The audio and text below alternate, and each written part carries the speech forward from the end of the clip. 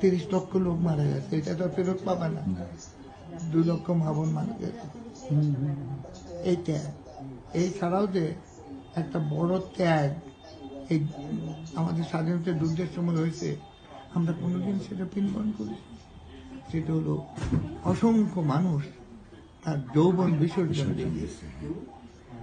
আমি সিরাজুল আলম খানের মতো লোক, বহু লোক কবিতা লিখতে পারত না, নাটক উপন্যাস লিখতে পারত না।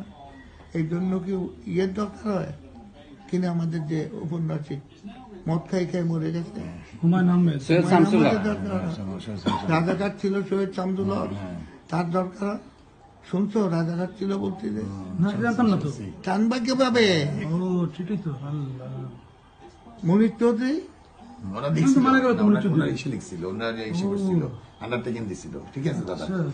তাহলে এই যে মানুষগুলো তখন একটা প্রেমও তো করতে পারলো না, বিয়ে তো করতে পারলো না, সংসারও করলো না, লুটপাটও করলো না। কথাটা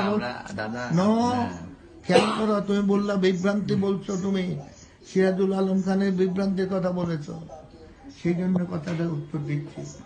এই কথাটা আমি অন্য কাউকে বলি না। সুতরাং যৌবন বিসর্জন দেওয়া এত সহজ। অনেক সময় 11তলা বিল্ডিং থেকে লাফ দিয়ে মরা সহজ হয়, কিন্তু ভালোবাসার জন্য ত্যাগ করা হয় না।